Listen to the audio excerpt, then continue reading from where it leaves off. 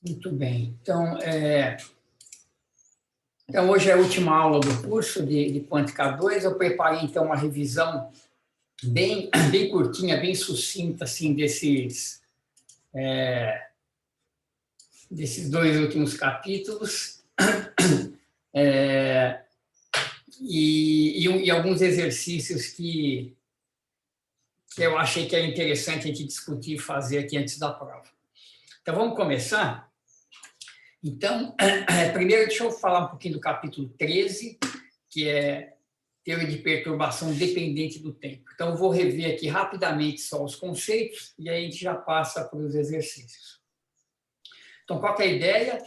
A ideia é você perturbar um sistema conhecido com uma perturbação que depende do tempo e que, portanto, impede a existência de estados estacionários da Newtoniana H. Mas qual que é a ideia? Então, a ideia é que resolver a equação de Schrödinger dependente do tempo, e a pergunta em geral que a gente faz é a seguinte: dado que o sistema começa num estado inicial φ, num alto estado de H0, a gente liga a perturbação e pergunta qual que é a probabilidade dele fazer uma transição para um estado F qualquer e de I para F no instante T.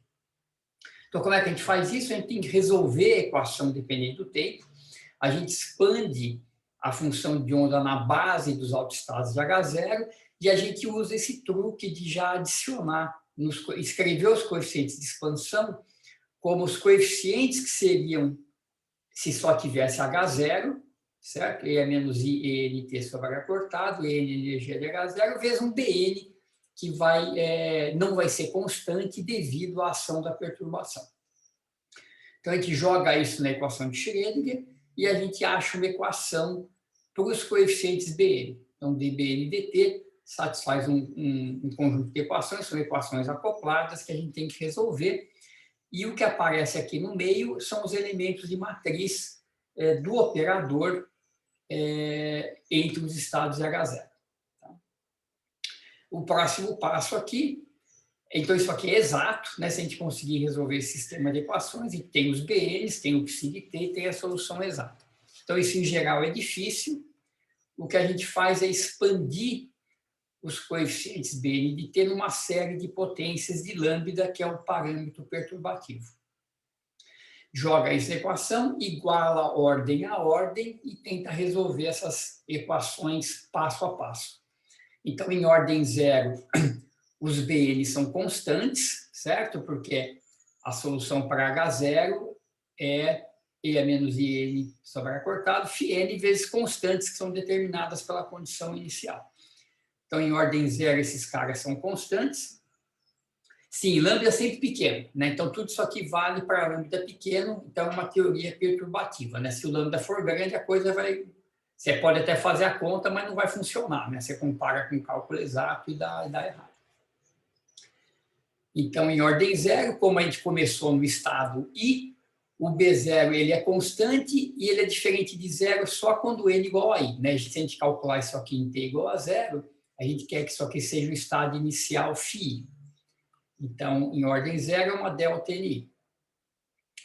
Em ordem 1, a gente encontra uma equação diferencial que a gente integra. Então, esse aqui é o BN em ordem 1, com a condição inicial que ele começa do zero.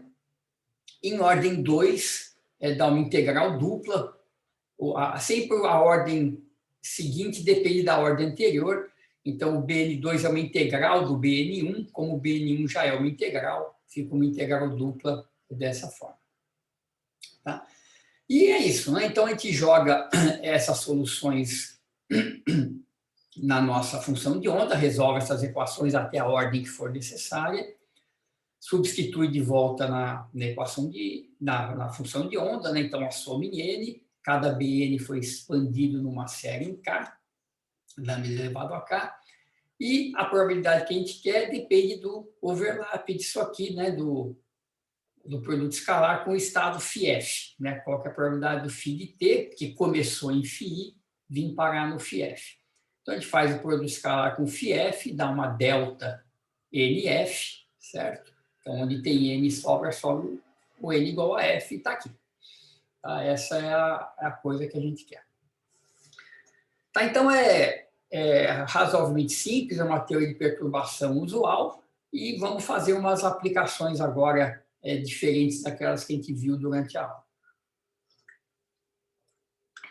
Fiquem à vontade para perguntar, se quiserem alguma coisa da teoria, podem voltar também e perguntar. Então, tá aqui. Ó. Eu separei esse primeiro problema para fazer o problema 3 do livro, que é o seguinte: considere um momento angular J igual a 1, sujeito a campos estáticos, elétricos e magnéticos.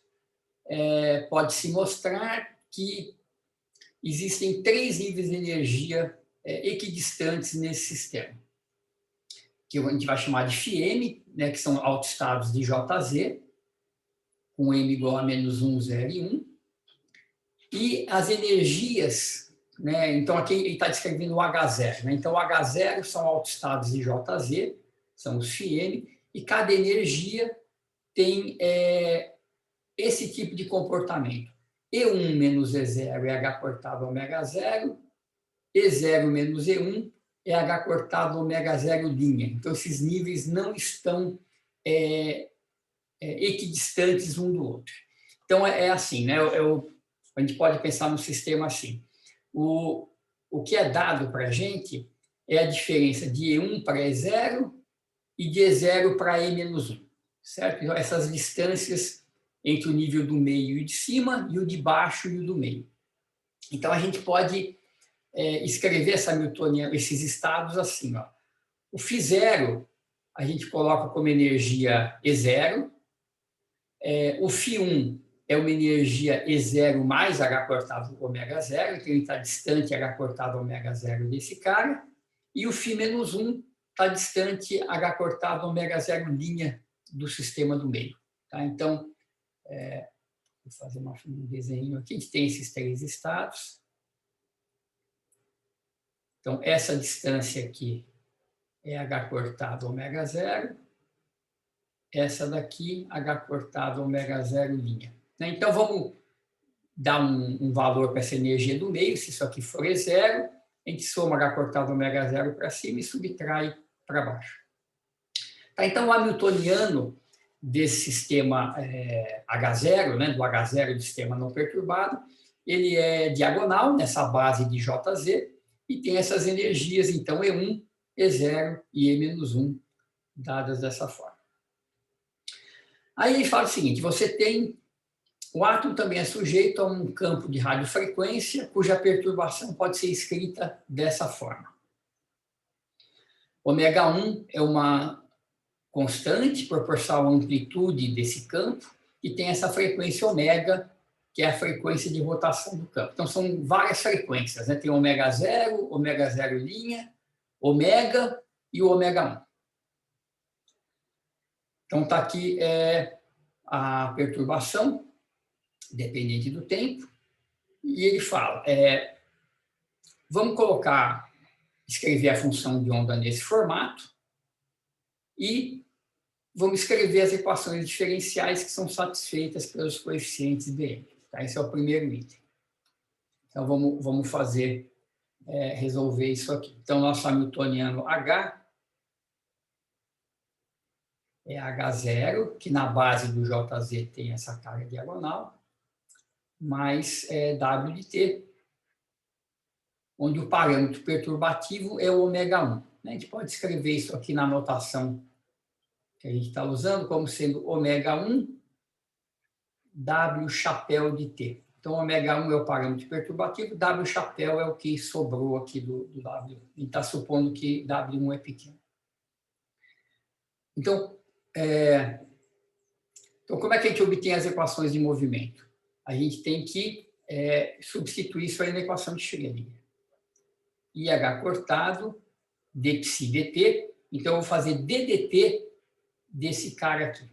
Soma em M. Aqui está tudo bagunçado a notação, né? Aqui é M, depois eu corrijo isso, e aqui é M também. Tudo M.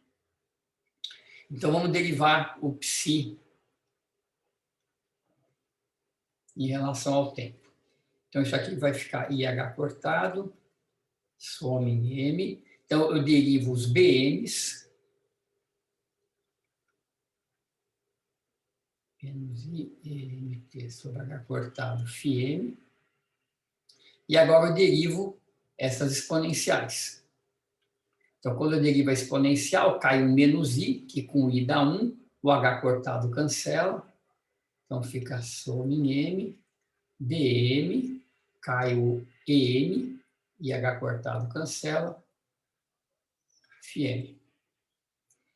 Isso é igual a H0 mais W aplicado no psi.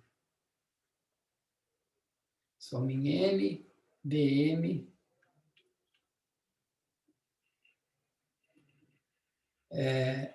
faltou sim, vou colocar lá, faltou exponencial.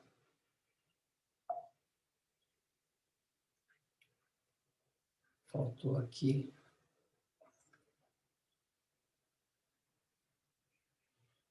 Então, essa segunda linha aqui a gente abre em duas, né? Aplica o H0, então o H0 vem e aplica no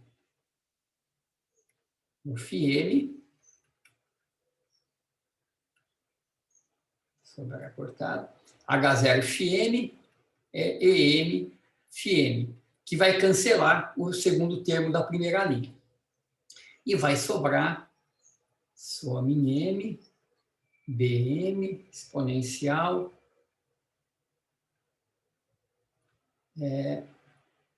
WFM. Certo? Então, esse cara aqui mata, a gente está praticamente deduzindo de novo a teoria. Esse mata com esse, vai sobrar então a equação que é IH cortado soma em MBN ponto igual a isso aqui. Então, para simplificar, a gente faz um produto escalar com um ket φn, certo? Que vai ser ortogonal a esses caras. E o que vai sobrar, então? Faz o produto escalar aqui, dá uma delta NM, mata a soma, e sobra o BN ponto. Menos I, ENT sobre H cortado. Do lado de cá, fica soma em M, BM, EMT sobre H cortado, φn, W, φn. Aqui não dá uma delta, porque tem o W aí no meio. Tá, então, essa é a equação. A gente pode passar os caras para o lado de lá, deixar o BN ponto aqui sozinho. Então, vai ficar menos I sobre H cortado, soma em M, BM. E aqui eu vou definir EM menos EN sobre H cortado como ômega MN, certo? Passa isso aqui como mais IEN aqui do lado de cá. E esse aqui é o que a gente chama, então, de WN, M, são os elementos de matriz. Tá? Então, tá aí as equações, mas a gente vamos escrever isso aqui genérico, nós vamos escrever isso aqui agora explicitamente para o nosso sistema, onde o W está aqui, e os estados são os autoestados, então, de JZ, com J igual a 1. Então, vamos escrever essas equações agora explicitamente uma a uma. Então, vamos começar com o B1 ponto, N igual a 1. Então, B1 ponto igual a menos I sobre H cortado. Então, vai ficar soma em M, né, de menos 1, 0 e 1. Eu vou escrever aqui no cantinho, ó, esse EM menos EN sobre H cortado. Então, vamos lá. Quando M igual a 1, eu tenho B1 aqui, e vai ficar B1, M igual a 1, N igual a 1. Então, é o mesmo MN, o ômega dá 0, então esse termo não tem, é E1 menos E1, e sobra o elemento de matriz 1, 1 da perturbação. Tá? A perturbação, eu já vou escrever aqui, ó, ômega 1 sobre 2, Deixa eu botar o φ1. Então, ômega 1 sobre 2, que é constante, vou tirar aqui para fora. Fica J mais E a menos I ômega T. Mais J menos E aí ômega T. Então, o que acontece com isso aqui? Ó? J menos aplicado no φ1 vai abaixar o índice, certo? O φ1 é o estado de M igual a 1, né? O estado 1. Então, J menos vai para o φ0 ortogonal a φ1, então dá zero. O J mais no φ1 também é zero, porque eu já estou no estado de maior momento angular, J igual a 1, tem mais para onde subir, isso aqui também dá zero. Então, esse primeiro coeficiente aqui vai dar zero. Tá? Só que eu tenho que... É uma soma em M, né? Então, eu vou fazer a rotação. Pego M igual a zero agora. Então, vai ter a contribuição do P0, φ1, a mesma coisa aqui no meio, φ0, certo? Ômega 1 sobre 2. E agora, nesse caso, então, N igual a 1, agora eu estou fazendo o termo M igual a 0. Então, eu tenho ômega 0,1. E0 menos E1. Quem que é E0 menos E1? E0 menos E1 é H cortado ômega 0 linha. Certo? Então, isso aqui vai ficar I ômega 0 linha T. Sinal de menos. Isso. Só ir conferindo aqui comigo. Isso. E vamos só ver o sinal aqui para ver se está certo. N é 1, M igual a 0. Então, é E0 menos E1 e tem um menos aqui. Então, E0 menos E1 dá positivo, fica com um sinal de menos. Eu acho que está certo. Isso. Acho que está certo. E0 menos E1. E aqui, novamente, J mais J menos. Vamos lá, então. Então, olha só, eu estou fazendo N igual a 1, né? Então, N está fixo em 1. Eu estou fazendo a soma sobre N. Então, quando N igual a 1, todo mundo é 1. Então, isso aqui é 0, isso aqui é 1, e é o termo de cima aqui. Agora, eu vou fazer a soma N igual a 0. Então, é B0, ômega 0, 1. Então, quem que é o ômega 0, 1? É o E0 menos E1 sobre H cortado. Então, E0 está aqui, ó, menos E1 passa para o lado de cá e esse para o lado de lá dá H cortado ômega 0 linha. Então, sobre H cortado, dá ômega 0 linha e tem o sinal de menos. Tá certo? Então, deixa eu escrever o último aqui, a gente já confere. Esse é o E menos 1. Eu tô fazendo. Desculpa, é o. Peguei o errado, tá certo. Eu estou fazendo. É esse que eu tenho que fazer, né? E0 menos 1, então dá menos H cortado ômega 0. Tá, obrigado. Então vai dar mais. E é H cortado ômega 0, sem a linha. Tá certo. Obrigado. É isso mesmo. E, finalmente, o último é B menos 1. Então, φ1, todo mundo aqui. Eu vou fazer essa aqui com detalhe, depois as outras eu copio para não ficar fazendo toda a álgebra. Então, agora sim, é o menos 1. Então, agora sim, tem o ômega 1 sobre 2 do W, e agora vai ficar o termo que eu tinha feito antes, menos ômega 0 linha T. Então, vamos ver o que sobrou de tudo isso aqui. Ó. Então, B1 ponto. Então, primeiro, o termo de cima dá zero, certo? J menos o φ1 dá J0, que é o φ0, que é ortogonal. J mais o φ1 dá zero. Aqui, eu tenho φ1 do lado de cá.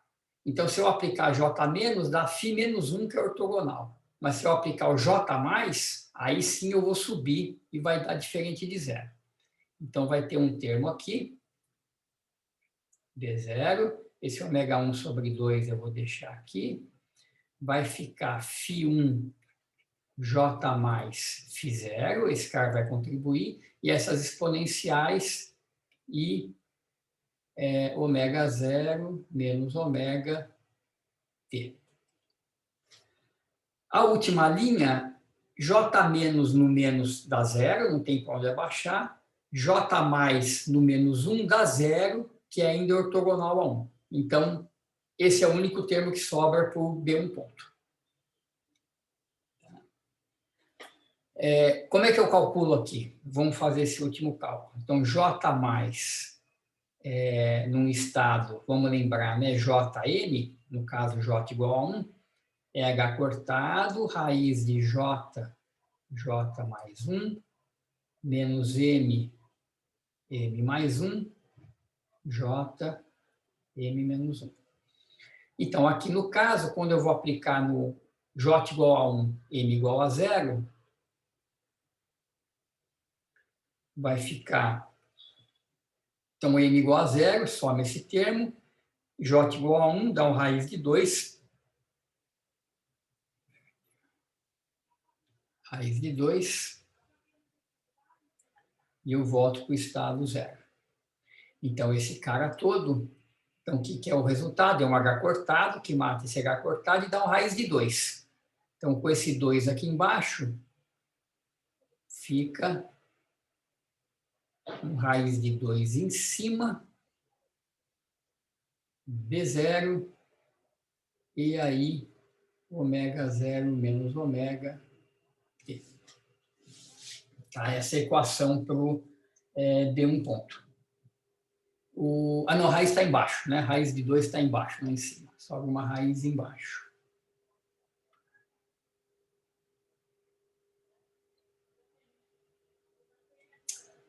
Certo? M mais 1. Isso, M mais 1. Isso. E aqui é, claro, aqui é o 1. Já está tudo errado aqui. Aqui é o 1. Isso.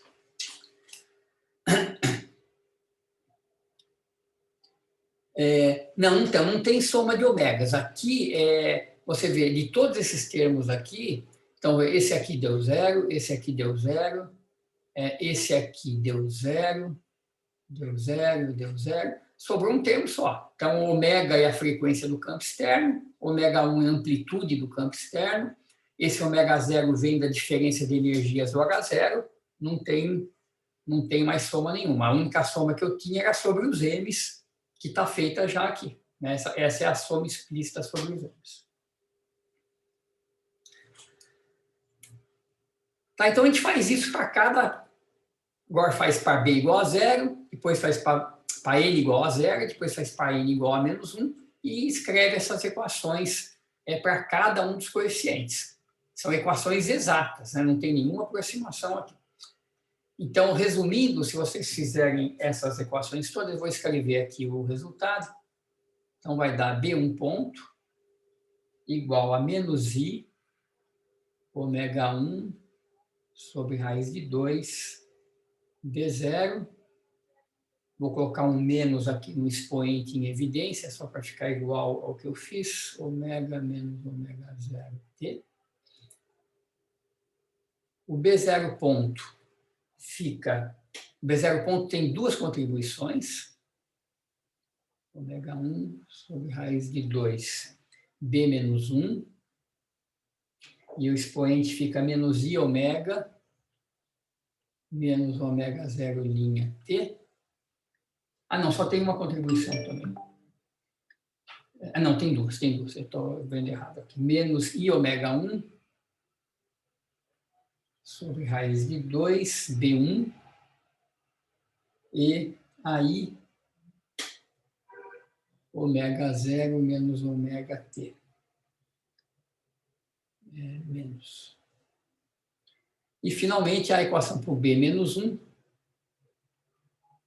Menos I ômega 1 sobre raiz de 2, B0. E aí, ômega menos ômega 0 linha T. Tá aí. Então, isso aqui são as equações exatas desse problema. Então, novamente, elas são acopladas. Se a gente conseguisse resolver, teria a solução exata. Então, vamos lá. Item B. Então, suponha que em t igual a 0, o sistema esteja no estado φ-1. Mostre que se a gente quiser calcular a probabilidade, se a gente quiser calcular B1 de t, o coeficiente B1 em função do tempo, usando a teoria de perturbação, a gente tem que ir até segunda ordem. Então, como é que a gente faz isso? Então, item B. Calcule B1 de t por teoria de perturbação. Então, quem que é o cálculo em primeira ordem dos coeficientes? Então, vamos lá, voltar na nossa teoria. Está aqui, ó. Os coeficientes em primeira ordem são esses daqui. Então, primeiro, o que a gente... Ele diz que o estado inicial Espera um pouquinho. O estado inicial é B-1. Então, os coeficientes B em ordem 0, N, primeiro, eles são todos constantes e só o -1 é diferente de 0. Então, em ordem 0, o estado começa em -1. Em primeira ordem de perturbação, né, a equação é dada por isso aqui, ó, menos I sobre H cortado, integral do WNI, menos I sobre H cortado, integral até T, do W chapéu NI. O W chapéu é o W menos o parâmetro perturbativo, que é o ω1, que a gente está chamando, né? De T', e aí ω NI de T' dt'. Vamos só conferir para ver se... E ω NI T' dt'. É isso aí. Então, por que isso dá 0? Porque esse elemento de matriz... Então, vamos pegar, então, N igual a 1. A gente quer o B1, certo? Em primeira ordem. Então, N igual a 1. O estado I é o -1. É o estado inicial. Esse cara, então, é φ1. J mais, E é menos I ômega T, J menos E aí ômega T, Φ menos 1, tem um fator 1 meio, né? O ω1 a gente está deixando de fora o parâmetro perturbativo. Então, por que isso dá 0? Porque J menos no Φ menos dá 0, já está no estado mais baixo, J mais no Φ menos 1 vai dar o Φ0, que é ortogonal ao Φ1. Então, isso aqui dá 0. Certo? Então, para fazer esse cálculo, a gente tem que ir até segunda ordem. Tá? Então, em primeira ordem de perturbação, isso não vai dar nada. Não, está certo. E onde é que está o problema? Está aqui. E você tem que calcular em segunda ordem de teoria de perturbação. Como que a gente faz o cálculo em segunda ordem?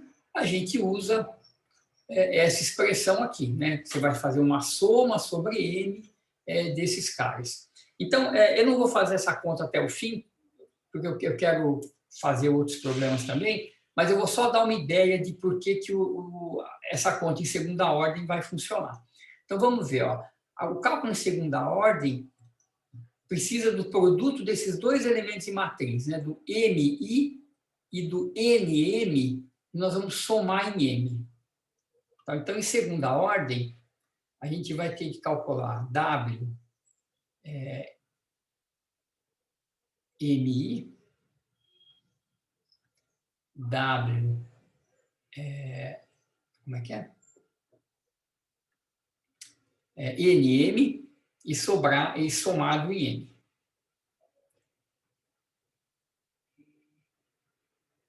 E vai ter uma soma em M aqui, com outros termos. O nosso N, então o I é o -1. Então, a gente vai precisar desses elementos de matriz. E o nosso N final é o +1. certo? É essa a transição que a gente quer. Começa no -1, a gente quer calcular o B1, então o N é 1. Então, esses elementos de matriz, eles são assim, ó. φm, então vai aparecer aqui J mais J menos, φ menos 1, tem um fator 1/2, né? Só o ômega 1 que eu estou tirando para fora aqui por causa do chapéu. E esse outro vai ter vezes 1/2, φ1, mesma coisa aqui.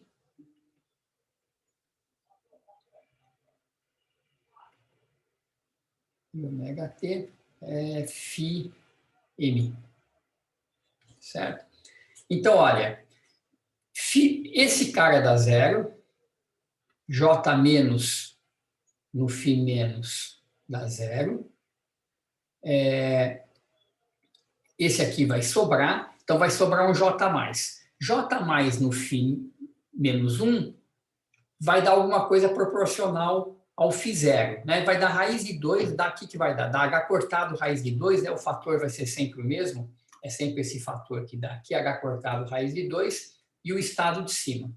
Então, o primeiro termo, então esse é esse 1/4 aqui, o primeiro termo, então esse dá zero, esse aqui vai dar um h cortado raiz de 2, φ0. Como tem o produto escalar com m, dá um delta m0, certo? Aqui, eu tenho um J mais e J menos. Então, vamos fazer... Opa, é produto, né? Não é soma. Estou fazendo produto. Então, o primeiro, J mais, vai subir um M. Então, bom, aqui a gente tem que fazer um cuidado, né? Aqui eu vou ter φ1. Então, J mais no φm vai dar proporcional ao φm mais 1.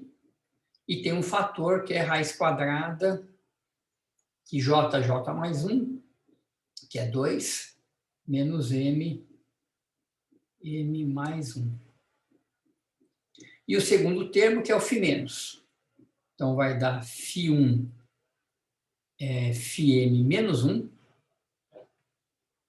H cortado, raiz de 2, menos M menos 1.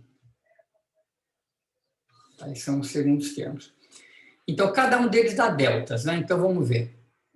Esses H cortados eu junto aqui. Então, dá H2, raiz de 2 sobre 4, delta M0. Então, como tem um delta M0 aqui, só o M igual a zero vai ser possível, né? Se tiver um M diferente de zero, esse delta aqui vai matar. Então, quando o M igual a zero, isso aqui dá 1, beleza? Então, dá H cortado raiz de 2. Então, esse termo contribui. E esse aqui, quando o M for igual a zero, dá φ1 com menos 1, que dá zero. Então, esses são os caras que vão sobrar. É claro que eu estou jogando fórmulas exponenciais aqui. Eu tenho E a menos I ômega t, que eu joguei fora do primeiro termo, eu esqueci de colocar aqui. Veio daqui. E do segundo termo eu tenho uma E a menos I ômega t. E aqui eu tenho um E a mais I ômega t. Então, esse menos com esse menos, então E a menos 2I ômega t que sobra. Tá? Então, quando a gente for fazer o cálculo em segunda ordem, esse miolo aqui a gente calculou, sobra só o termo M igual a zero, né? Então, o B1 de ordem 2, vamos fazer prosseguir só mais um pouquinho aqui, eu já paro. Então, o B1 em segunda ordem, o que ele fica? Fica menos I, vou pegar aqui a equação aqui, menos 1 sobre H2, só o termo M igual a zero sobra, integral de 0 a t, integral de 0 a t', e o termo M igual a 0. H2 raiz de 2 sobre 4. Então, essa delta vai matar aquela soma, fica M igual a 0. Tem um outro... não, esse H cortado já não tem, né? Esse H cortado eu já levei em conta aqui. Só raiz de 2, então fica um fator 2. Então, aqui eu tiro a raiz. Vem um raiz de 2 de cada lado. Um H de cada lado dá o H2. E é menos 2 e ômega t. Então, vamos ver na equação quem que é esse t, né?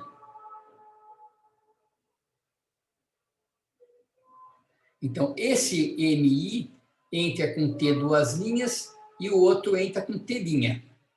Então, tem que tomar cuidado aqui com as linhas e as duas linhas. Então, esse cara aqui vai entrar com T linha, esse aqui vai entrar com T duas linhas. Então, na verdade, as exponenciais aqui não se somam.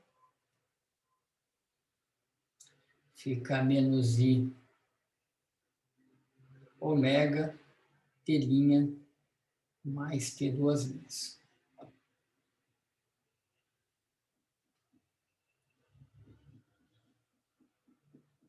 T' mais T duas linhas. E, além disso, a gente tem que multiplicar por E aí ômega. I é 1, I é menos 1, estado inicial, N é 1. Então, ômega 1 menos 1. Então, quem que é o ômega 1 menos 1? É a distância daqui para cá. Dá ômega 0 menos ômega 0' vezes T'.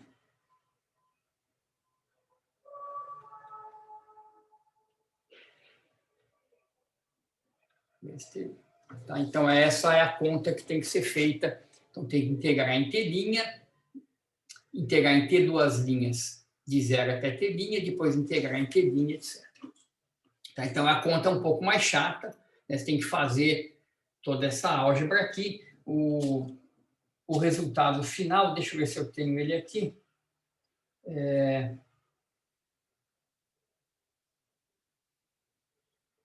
Onde é que ele está?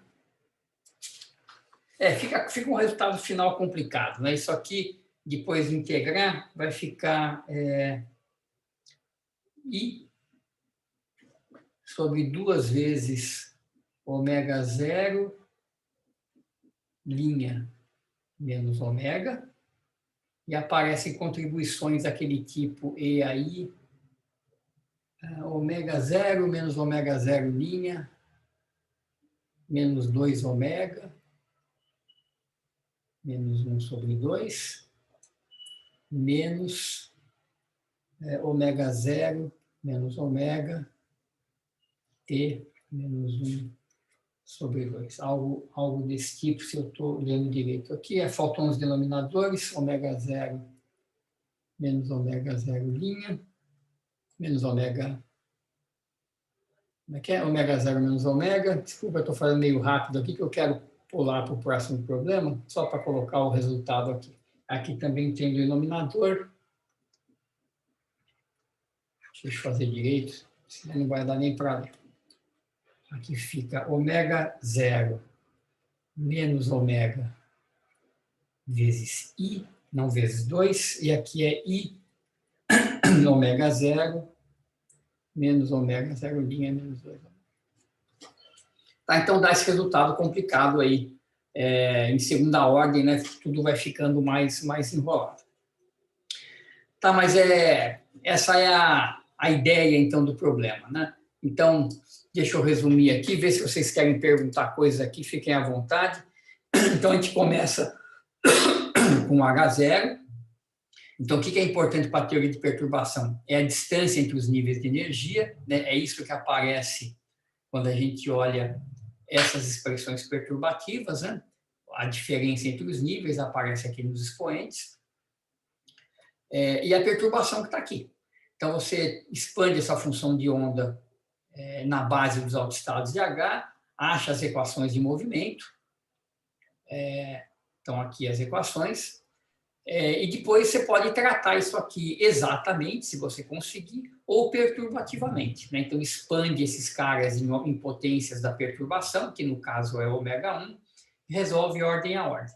Então em ordem zero é sempre, os caras são constantes, e o estado inicial é o único que contribui, e vai fazendo depois os cálculos ordem a ordem.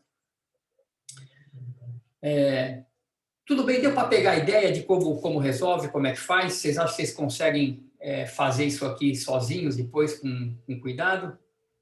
Prof, Diga lá. professor? Ah, eu fiquei com uma dúvida, acho que é Uhum. na lâmina 9. É que eu tive um problema aqui na internet, deu uma travada. Ah, tá. Eu fiquei com uma dúvida por que que só aplicou J mais no φ-1 e se eu considerou que deu zero. Não, ele não dá zero. O J mais no φ-1 vai dar o φ0, certo? Ele vai Aham. subir um nível. Mas φ0 é ortogonal ao φ1 que está aqui do outro lado. Ah, tá. Agora Tá? Então, entendi. é por isso que ele não Beleza. contribui. Tá? Tranquilo, obrigado.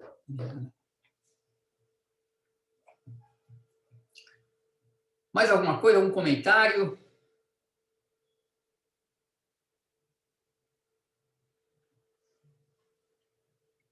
Não dá para fazer todas as contas com muito detalhe, porque é ruim de digitar aqui nessa lousinha e também acaba demorando tempo. Eu queria fazer, dar uma passada em outros problemas.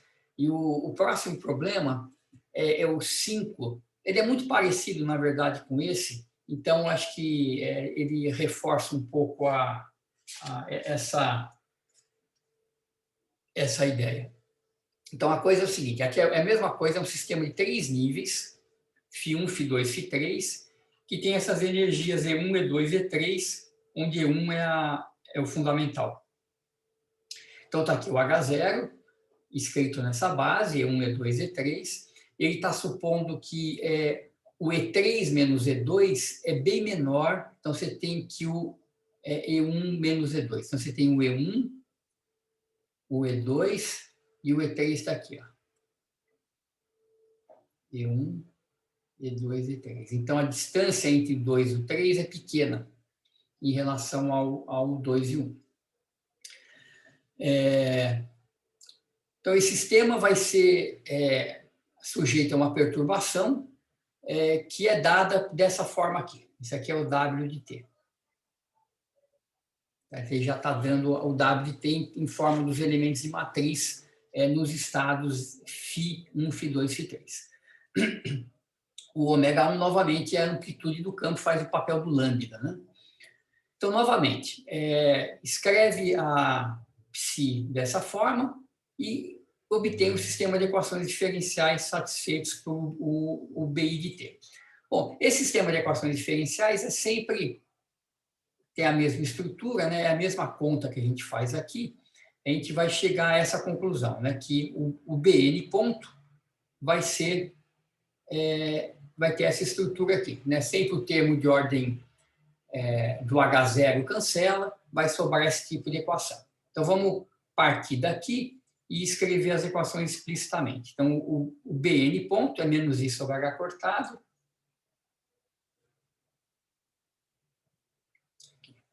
Então, os Bn ponto é menos I sobre H cortado, soma sobre M de Bm.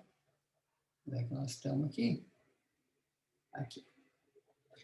E é menos I ômega MNT.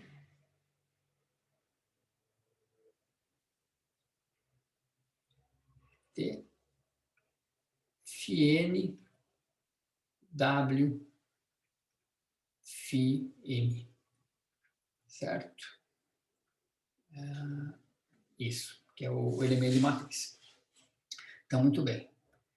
Então, agora, vamos escrever essas equações explicitamente. Então, quem que é o B1 ponto? Então, novamente, o B1 ponto, vamos fazer uma parte, o resto eu copio daqui. Então, B1 ponto,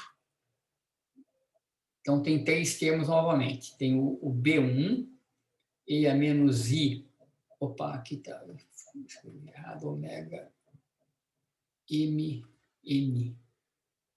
Então, quando N igual a M, o ômega dá zero, então não tem esse termo, e vai ficar φ1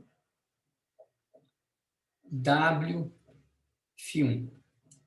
Certo? Depois, menos I sobre H cortado, B2, e a menos I ômega 2,1, φ1 W φ2. Menos I sobre H cortado, B3, tem exponencial. Menos I ômega 3,1T, φ1 W φ3. Então, vamos olhar esses elementos de matriz, porque eles foram dados explicitamente. É 1, 1, 1, 2, 1, 3. 1, 1, 1, 2 e 1, 3 são todos zero, são todos nulos. A primeira linha é inteira nula. Tá? Então, aqui, o B1 ponto vai dar zero.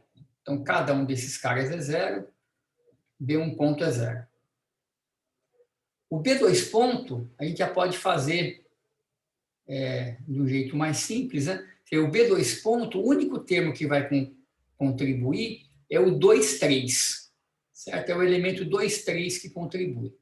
Então, eu vou ter aqui menos I sobre H cortado, B3, e a menos I ômega 3, 2, e o elemento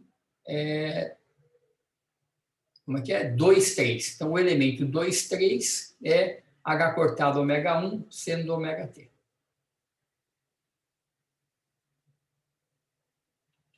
Tá, essa é a equação para o B2 ponto. E o B3 ponto, vamos olhar para a equação de novo. Quem vai contribuir agora é o 2. Tá? E é o mesmo elemento de matriz.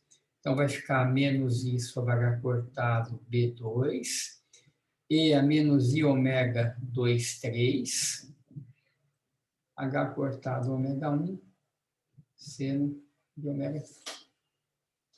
Certo? Essas são as equações de movimento do sistema. Então,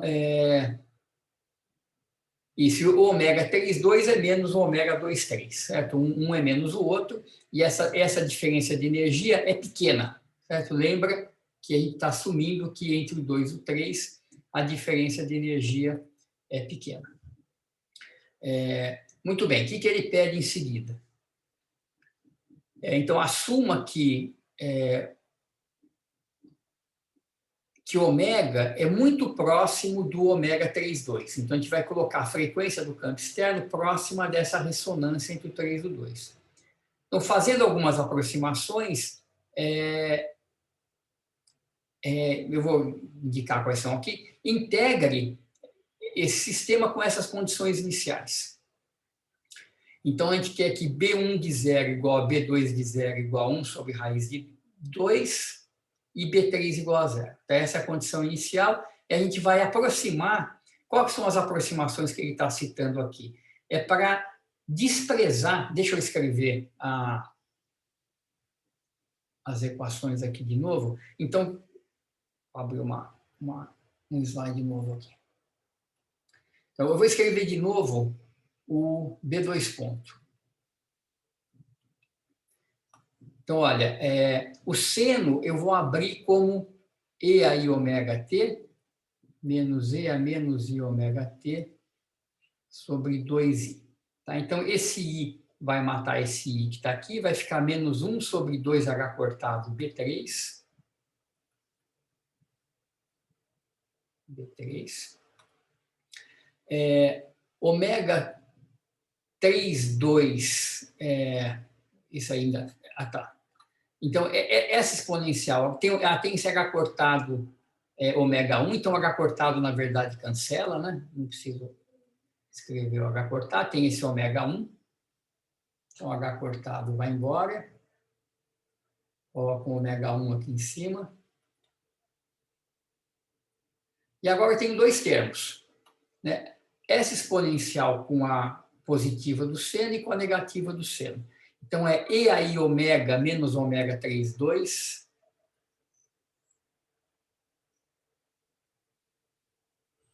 T. Essa é a primeira contribuição. E a segunda contribuição, o ômega fica negativo também, né? Então, é ômega mais ômega 32T. Tá aqui. Então, qual que é a aproximação que ele quer que a gente faça? Ele está escrito aqui embaixo, ó, despreze os termos que envolvem ômega mais ômega 32, em relação ao termo ômega menos ômega 32. Ou seja, quando o ômega for igual a ômega 32, a gente vai ter uma ressonância. Isso aqui vai ser importante. Esse aqui não vai. Tá? Então, ele pede para a gente descartar esse termo. Esse aqui é um termo que tem um expoente alto, ele oscila muito rapidamente, enquanto que esse aqui é um termo lento. Então, ele pede para a gente aproximar essa equação desprezando o termo que oscila rapidamente e ficando só com esse daqui. Então, essa fica a equação aproximada por B2 pontos. O B3 pontos, a gente faz a mesma coisa. E a gente vai obter o seguinte, ômega 1, B2 sobre 2 e a menos I, ômega menos ômega 32T. Está fazendo o mesmo tipo de aproximação por B3 ponto. E agora a gente consegue resolver esse sistema. Como é que a gente resolve? Eu vou calcular B2, 2 pontos. Então, B2, 2 pontos, tem duas contribuições. Primeiro, eu derivo B3 e mantenho a exponencial aqui. E segundo, eu derivo a exponencial. Então, cai vamos ver, ômega 1 sobre 2B3, cai um I, ômega menos ômega 32, e aí ômega menos ômega 32 vezes T. Não pode, não é bom expandir não a exponencial, não, porque o que acontece é que quando a gente integra isso aqui, cai esse denominador. Né? Quando a gente for integrar esse pedaço da equação, a integral da exponencial é 1 sobre o argumento, então esse argumento fica no denominador, e é bom manter tudo isso direitinho ali. Eu acho que não dá muito certo. Na verdade, pode tentar e ver se funciona, mas eu acho que acaba não funcionando muito bem expandir. É melhor manter a exponencial inteira aqui. Então, olha só o que acontece com o B2, 2 pontos. Esse segundo termo envolve ômega menos ômega 32. Então, como o ômega é perto do ômega 32, esse termo é pequeno em relação a esse. Então, a gente pode desprezar esse termo, é tudo um cálculo aproximado, porque o ômega a gente vai ajustar para ser perto do ômega 32. Então, esse cara é pequenininho, a gente joga ele fora em relação a esse. E aí a equação B2, 2 pontos, fica mais simples. Então, ela fica menos ômega 1 sobre 2 B3 pontos, e a exponencial de I ômega menos ômega 32 vezes o tempo. Finalmente, eu substituo o B3 pontos pela equação de cima. Então, esse B3 pontos que está aqui, eu substituo por esse. Então, você vê que vai dar um outro ômega 1 sobre 2, e essa exponencial vai matar essa, porque elas têm sinais contrários. Então, isso aqui vai ficar menos ômega 1 ao quadrado sobre 4, B2. Né? Porque as exponenciais se cancelam. E aqui é um oscilador harmônico. Tá? Então, B2 de T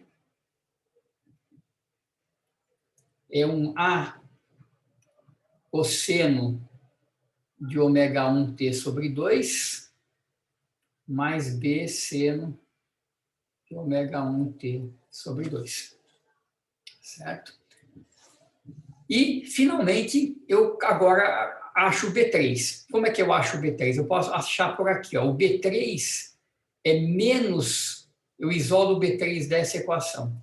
Ele vai ser menos 2 sobre ômega 1 B2 ponto.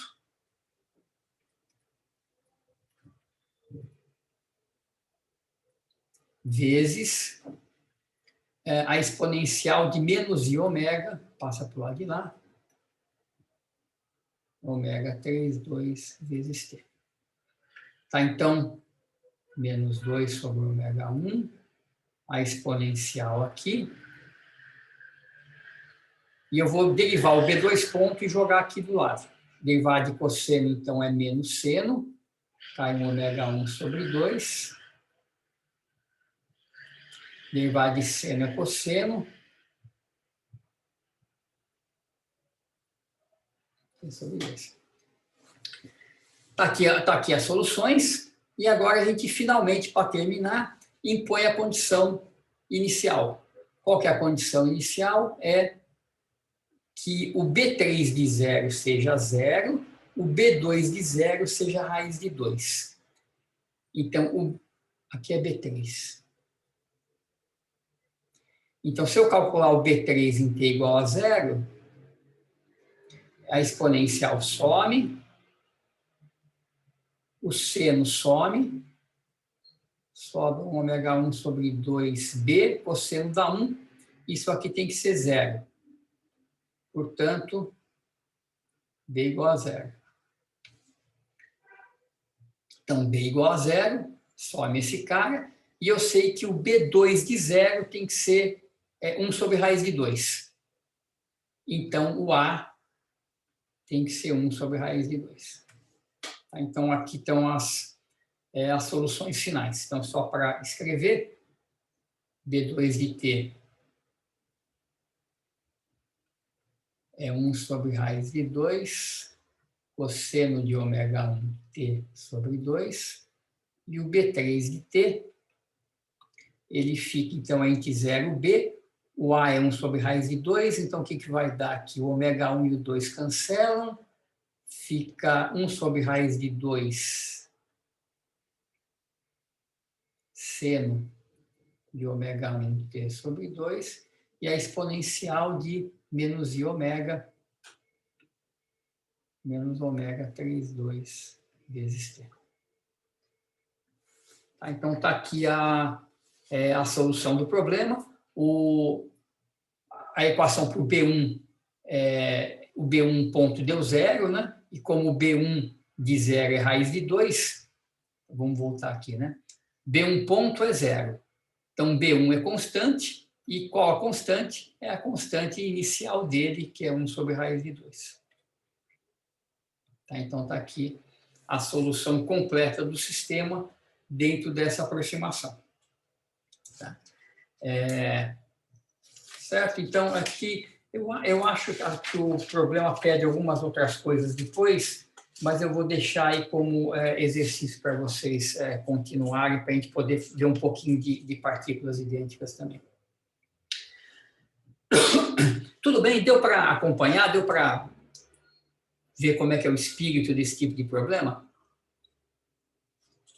Né? Ou a gente tenta resolver as equações dos coeficientes de forma exata, se for possível, a gente pode fazer aproximações nessas equações, ou a gente pode expandir em série perturbativa, né, e usar a teoria de perturbação, ordem a ordem, também para resolver esses termos. Aqui o que a gente fez foi um esquema um pouquinho diferente, né? A gente escreveu as equações exatas, fizemos algumas hipóteses, né, que o ômega é perto do ômega 3,2, desprezamos os termos e chegamos nessa solução sem usar diretamente a teoria de perturbação. Esse tema eu acho que ele não é difícil, as contas não são difíceis, mas se confundir com esses índices, acho que é a parte complicada, né? Saber interpretar certinho. É verdade. Se você, exatamente, que quando você olha aqui, né? Quer dizer, você vê, a gente tem esse primeiro passo que é escrever a função de onda na base dos autoestados, né? Então, esses são os coeficientes que multiplicam cada autoestado. Aí, esses coeficientes são expressos numa série de potência, né? E a gente resolve ordem a ordem. Então, fica um pouco... Tem que realmente prestar atenção aí nos índices, no que você está fazendo, né? Para não se perder. Então, é isso aí. Tem que fazer com atenção. A coisa... Esses são aqueles problemas, né, que tem que fazer de terno e gravata, né? Você tem que fazer direitinho, senão eu fazendo aqui, você vê o quanto que eu me troco de índice, troco sinal, né? É muito fácil de a gente se confundir. Muito bem, então vamos lá. Então, deixa eu aproveitar o resto da aula e fazer novamente uma revisão a jato aqui de partículas idênticas e fazer uns exercícios para a gente ver como é que funciona isso. Então, partículas idênticas. Então, primeiro, a gente tem um postulado extra da mecânica quântica que diz que quando você tem um sistema composto por partículas idênticas, os estados físicos têm que ter uma simetria apropriada. Então, ou eles são completamente simétricos, né, por troca de partículas, então eles são... E isso acontece quando o sistema é um sistema de bósons, que são partículas com spin inteiro, ou ele tem que ser completamente antissimétrico, o que vale para férmions, que são partículas de spin semi-inteiro. O estado é totalmente simétrico, se você fizer uma permutação qualquer, ele não muda. Você troca duas partículas de lugar, ele não muda. Quando ele é totalmente antissimétrico, a troca pode mudar ou não mudar o sinal da função de onda. Então, se você fizer uma permutação que tem paridade par, se ela puder ser decomposta num número par de transposições, de trocas de pares de partícula, o sinal fica igual. Se for uma troca ímpar, por exemplo, só uma troca, uma transposição, troca duas partículas de lugar, ela ganha o sinal negativo, porque a transposição é ímpar.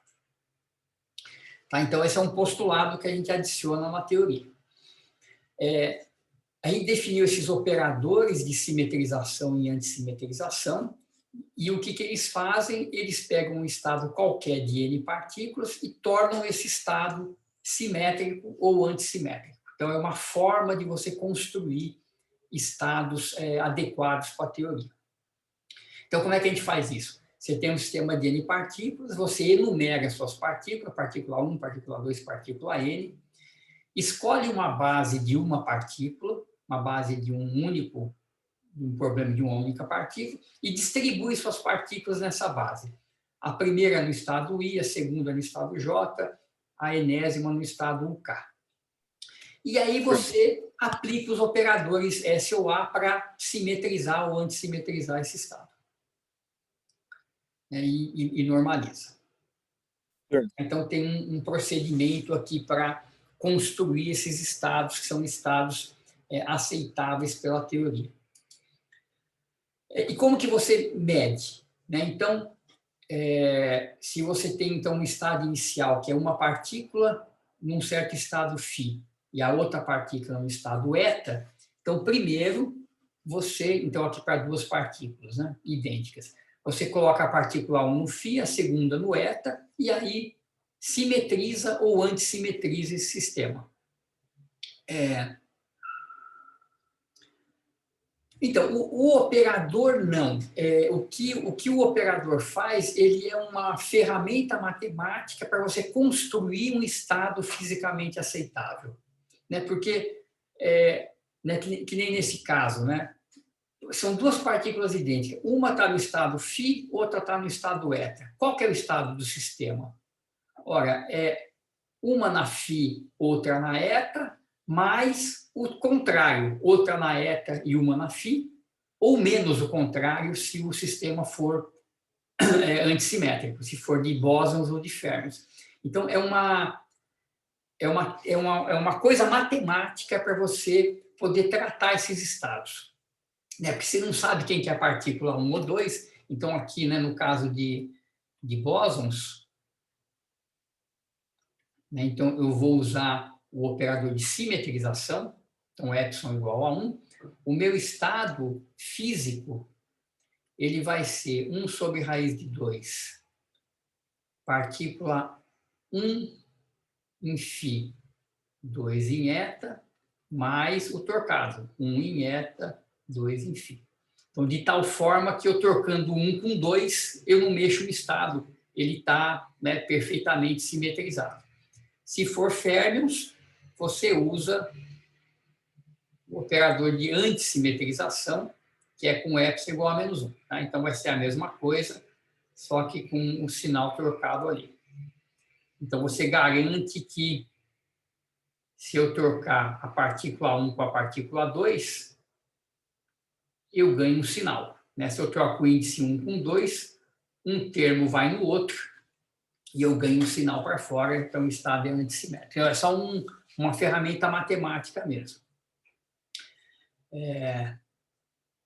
E isso é importante, né? Porque a gente vai calcular probabilidades dessa forma e as probabilidades têm que bater com um experimento, né? Aí que você vai ver que a coisa está funcionando ou não. Então, por exemplo, aqui, né? Você vai constrói esse estado, aí você mede uma grandeza B. E qual que é a probabilidade de você encontrar uma partícula com alto valor Bn e a outra com alto valor Bm? Então, o estado final também tem que ter a simetria apropriada, porque a partícula vai colapsar para um estado que tem que sempre manter a simetria da sua partícula. Então, você também simetriza o estado final. E qual que é a probabilidade de, estando aqui, medir isso? É você fazer o módulo quadrado desse produto escalar, né, do estado inicial com o estado final depois da medida. Então, você vai ter né, esses operadores aqui no meio de simetrização, tanto no inicial quanto no final.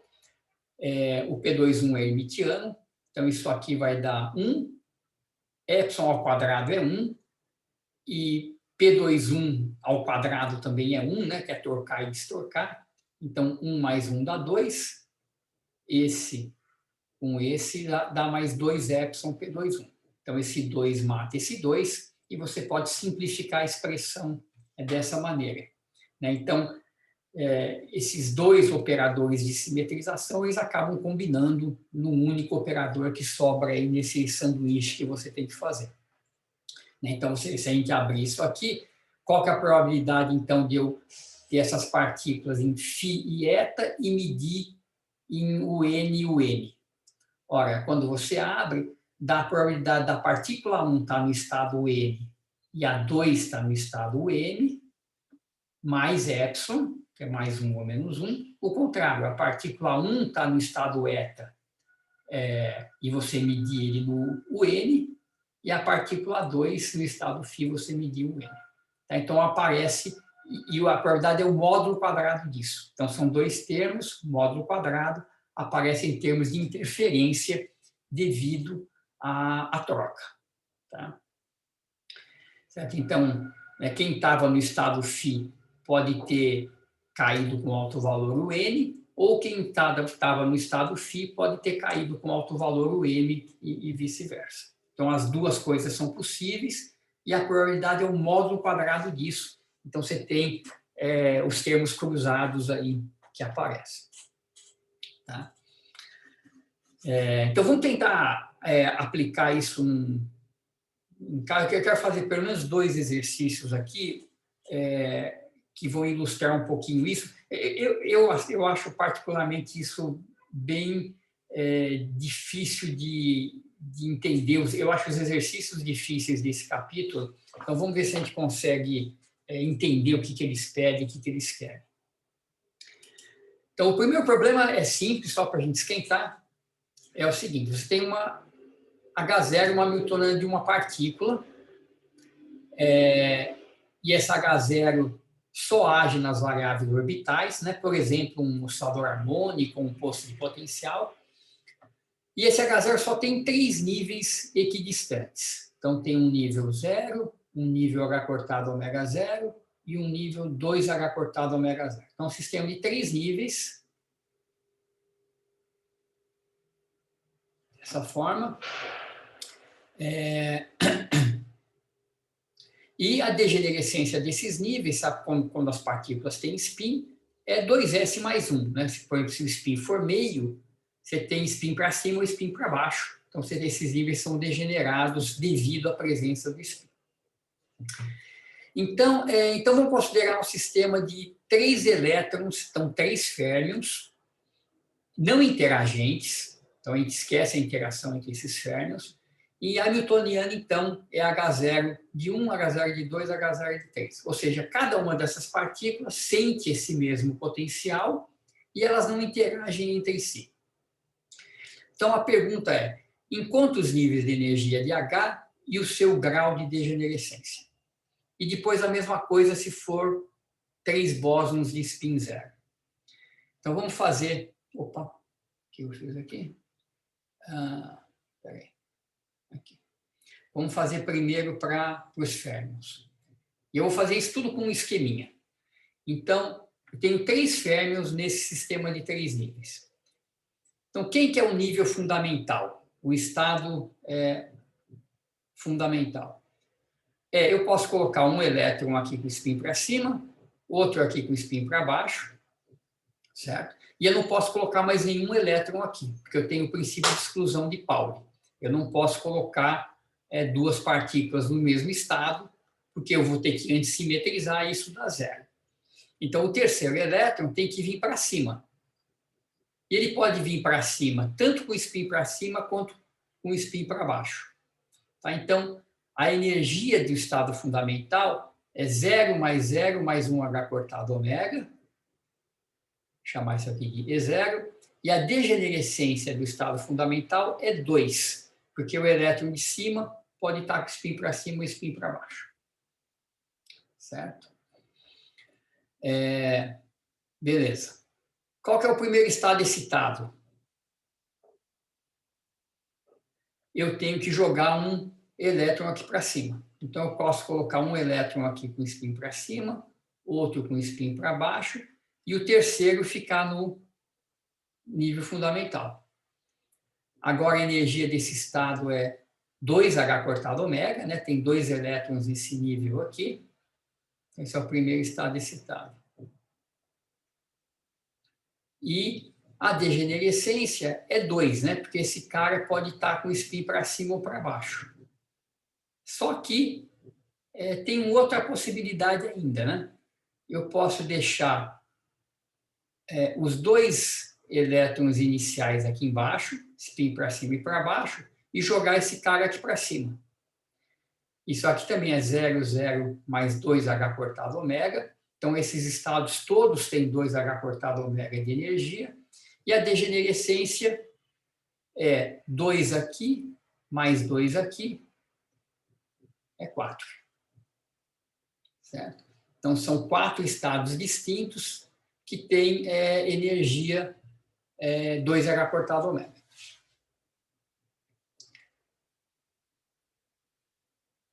Próximo estado excitado. Como que eu faço? Eu quero energia agora 3H cortado ômega. Certo? Então, eu posso colocar um elétron aqui, um elétron aqui e um elétron aqui. 0, 1H cortado ômega, mais 2 dá 3H cortado ômega. Eu acho que não tem outro jeito de fazer 3H cortado ômega a não ser assim. Então, qual que é a degenerescência? É 8. Né? Cada um desses elétrons pode estar com o spin para cima ou para baixo.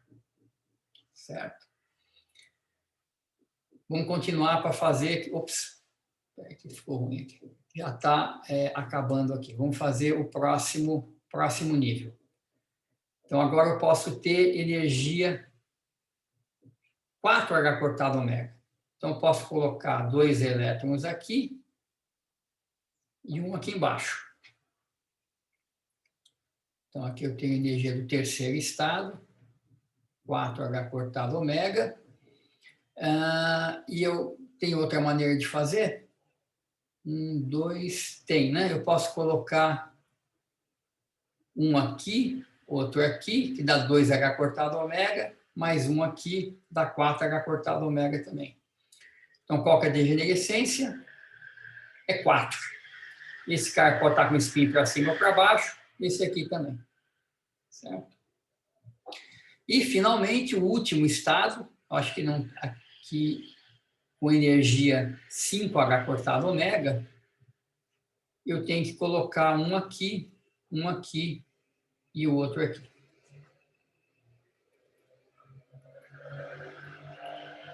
E a degenerescência é 2. E acabou, não tem energia mais. Então, esse sistema de 3 partículas tem 5 níveis de energia, do fundamental até o quarto estado excitado, e eles têm essas energias aí, certo? Muito bem. E se for bóson, como é que fica? Então, se forem bósons, aí é diferente, né? O bósons você pode colocar todo mundo no mesmo estado que não tem esse problema. Então, você pode ter o estado fundamental, são os 3 caras aqui. Certo? Então, a energia do estado fundamental é 0 e a degenerescência é 1. Eles não têm spin, são spin 0, então não tem o que fazer. E aí, assim por diante. Né? No primeiro estado excitado, você simplesmente joga um desses caras para cima. Então, a energia agora é H cortado ômega, e a degenerescência continua 1, né? Porque as partículas são idênticas, né? Não importa qual que é a partícula que está aqui. Né? O que importa é que tenha uma partícula aí, e assim vai. Né? Aí você pode jogar, vamos fazer mais um aqui, o próximo estado com energia 2H cortado ômega, você pode colocar uma aqui e 2 aqui, ou você pode colocar uma aqui e 2 aqui. Então, agora a gente tem uma degenerescência 2. Certo? E assim por diante. Então, o último estado vai ser o estado onde você coloca todas as partículas no último nível. Então, você vai ter uma energia de 6H cortado ômega e uma degenerescência 1 de novo. Esse aqui vai ser o E7. Vão ter todas as energias: 0, 1H cortado ômega, 2H cortado ômega, 3, 4, 5, 6. Então, você vê que o sistema de férmions, ele vai de H cortado ômega a 5H cortado ômega, e ele é bem degenerado. O sistema de bósons de spin 0 vai de energia 0 até 6H cortado ômega, e tem as degenerescências menores aí no caso.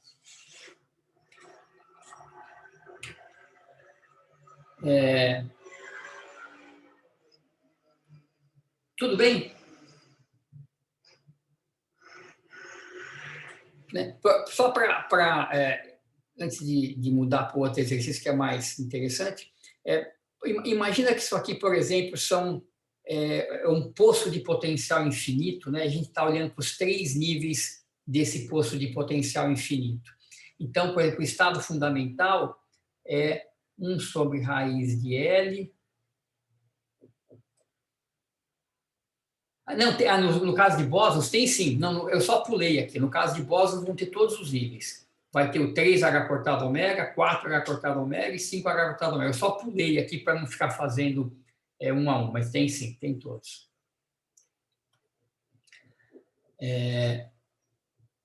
Πx sobre L, um poço de tamanho L, esse aqui seria o estado fundamental, φ0 de x. O φ1 de x seria 1 sobre raiz de L, seno de 2πx sobre L. Então, por exemplo, como que a gente escreve o estado fundamental desse sistema de férmions? Né? Então, a gente constrói um estado onde eu coloco um elétron no estado φ0 com spin mais, o segundo elétron no estado φ0 com spin menos, e o terceiro elétron no estado φ1 com spin M, tá? Que pode ser mais ou menos. Então, isso aqui é o primeiro passo. E depois, o que a gente tem que fazer? A gente tem que antissimetrizar esse cara. Então, a gente aplica aqui aquele operador de antissimetrização. Então, a gente vai fazer todas as trocas de partículas, né, com o epsilon apropriado. Então, vão ficar aquele monte de termos, vão ficar 6 termos, né, que a gente pode também escrever, fazer rapidinho aqui, em termos daqueles determinantes de Slater, né? Coloca a partícula 1 no φ0 mais, a partícula 1 no φ0 menos, a partícula 1 no φ1m, aí aqui a partícula 2 no φ0 mais, assim por diante, e toma o determinante disso, que já vai dar os produtos apropriados com a simetria correta. Tá? Muito bem. Mesma coisa para os bósons, né? Só que para os bósons a gente tem que simetrizar. Então tá, então vamos fazer um problema mais difícil aqui. Então, o problema 4, perguntas aqui, vocês querem comentar alguma coisa no anterior?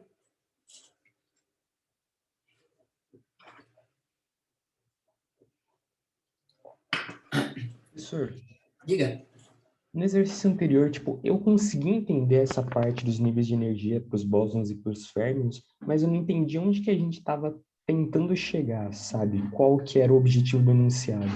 Não, então, não, aqui é só um exercício para a gente ver como que um mesmo sistema físico, né, que, por exemplo, é um poço de potencial, ele muda a distribuição de energias, de partículas, de degenerescência, conforme você coloca nesse poço férmions ou bósons. Então, os férmions, como eles têm um princípio de exclusão, você não consegue colocar mais de, nesse caso de spin meio, né, mais de 2 elétrons por nível. Então, você tem que empilhar os caras. Então, a energia rapidamente começa a subir, né? O estado fundamental começa de H cortado ômega. Enquanto que para bósons, como você não tem esse princípio de exclusão, você pode colocar quantos caras você quiser no estado fundamental. Então, mesmo que você tenha, por exemplo, 10 bósons, você pode colocar os 10 aqui no estado fundamental e a energia E0 continua zero. Se você tivesse 10 bósons, 10 férmions aqui, primeiro que nem dá, né? Num sistema de 3 níveis, você só consegue colocar 6 férmions, 2 por nível. Então, se você tivesse mais níveis, você vai empilhando esses férmions 2 a 2 e a energia do estado fundamental vai ficando alta, né? Cada novo férmion que você coloca vai entrar num nível mais elevado lá em cima, que é mais ou menos o que acontece com elétrons em átomos, né? Eles vão ocupando níveis cada vez mais de energia mais alta e vão ficando cada vez mais fáceis de ser ionizados. Né? Se fosse um problema de bóson, onde você aprisiona bósons, a energia de ionização de um bóson é sempre grande, né? Você sempre tem que arrancar ele lá do fundo se ele está no estado fundamental. Então, é só para ilustrar, né, essa diferença nas energias e também, né, você pode ilustrar também a construção dos estados aqui, né, com as simetrizações. Tá, então, Professor, Diga. só aproveitando, Uhum. foge um pouquinho, acho que, do contexto, mas se a gente tiver 2 férmions que se liguem, eles acabam atuando como um bóson. Por exemplo, se tiver 2 elétrons que formam uma ligação entre eles por algum motivo, eles podem acabar todos ocupando o nível fundamental lá? Isso seria tipo a supercondutividade? Isso, então, sim, a resposta é sim, que não precisa nem ser 2 elétrons, né? Você pode ter, por exemplo, o átomo de hidrogênio, que é um próton e um elétron. O átomo em si é um sistema de spin inteiro, né? 2 spins meio, o spin total do átomo é inteiro, né? Ou 0 ou 1. Então, ele está num estado de spin inteiro. Então, um gás de átomos de hidrogênio funciona como um gás de bósons. Então, você poderia condensar. O hélio, né? Mesma coisa, o hélio 4, ele funciona como um bóson. Você encara toda aquela estrutura como uma única partícula, um átomo de hélio, e eles são bósons, eles podem condensar. No caso da supercondutividade, acontece algo parecido, os elétrons se acoplam, mas é um acoplamento que acontece devido às vibrações dos átomos na rede cristalina. Mas acontece um acoplamento, eles se acoplam 2 a 2, viram um bóson, né? E aí você tem esses bósons condensando e dando o efeito de supercondutividade. É isso mesmo.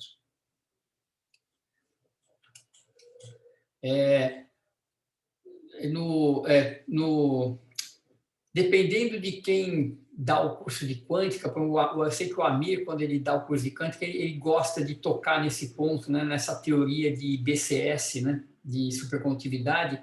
Dá para dar um gostinho de como isso acontece, mas é enrolado, né? Mas dá para olhar um pouco disso no curso de quântica da pós. E é esse efeito mesmo, é um acoplamento, forma os bósons e eles condensam. Muito bem, vamos lá então. Vou fazer esse último problema aqui, que eu acho que ele é interessante e eu acho ele difícil. Então, é o seguinte, você tem duas partículas, 1 e 2, com a mesma massa, e no momento a gente vai assumir que elas não têm spin e elas são distinguíveis. Tá? São duas partículas que a gente distingue, a gente pinta uma de azul, uma de vermelho, e essas partículas interagem com um potencial central. Então, no instante inicial, você tem, deixa eu vou rabiscar para fora aqui, para não ficar em cima. Então, você tem uma partícula, a partícula 1 com momento P na direção Z, a partícula 2 com momento P na direção menos Z. Então, é um problema de espalhamento. Então, a partícula 1 está aqui, ela tem momento P na direção Z, a partícula 2 está aqui, ela tem momento menos P na direção Z. Então, elas vão colidir, é um potencial central. Você tem um operador de evolução temporal. Tá? Então, o que a gente quer? A gente quer a probabilidade de encontrar a partícula depois de um tempo t. Então, a gente vai propagar esse estado inicial por um tempo t, uma propagação teórica, a gente não vai fazer a conta explícita, e a gente quer projetar o estado evoluído aqui, ó, partícula 1. Então, a gente quer qual que é a probabilidade da partícula 1 ter, deixa eu ver se eu consigo desenhar com outra cor, ter vindo para cá, espalhado na direção N, e a partícula 2 vindo para cá, espalhado na direção menos N. Tá? Então, é um potencial central. Ele pede para mostrar que essas coisas... E vai definir essa probabilidade. Então, pega o estado inicial, propaga, e faz a evolução temporal dele, isso é feito por esse operador U, a gente não precisa se preocupar, e projeta aqui em 1PN, 2 menos PN. A gente vai chamar esse cara de F na direção N, a amplitude de probabilidade da partícula 1 ter ido para cima, a partícula 2 ter ido para baixo. Essa amplitude é chamada de F, na direção de N. Então, seja TET-φ coordenadas polares, mostre que isso aqui não depende de φ. Eu não vou mostrar, tá? Isso aqui é um espalhamento com potencial central. A gente sabe que no potencial central, a função de onda espalhada não depende de φ, né? Tem uma simetria, ela só depende de θ. Vamos assumir já isso para a gente seguir. Então, calcule, em termos de F, a probabilidade de encontrar qualquer uma dessas partículas, sem especificar qual delas, uma com momento P na direção N e outra com momento menos P na direção N. Tá? Então, qual que é a probabilidade de você... Então, você coloca um detetor aqui, coloca um detetor aqui nessa direção, e você quer a probabilidade de uma partícula vir para cá, não importa qual. Então, o que você quer? Você quer a soma de duas contribuições. Essa que eu escrevi, deixa eu ver se eu consigo aqui... não, tudo bem. Então, essa que eu escrevi aqui, ou essa daqui, né? Então, a partícula 1 pode ter ido para cima, ou ela pode ter desviado e ido para baixo, e essa daqui ter desviado e ido para cima. Então, não importa. Você quer as duas contribuições.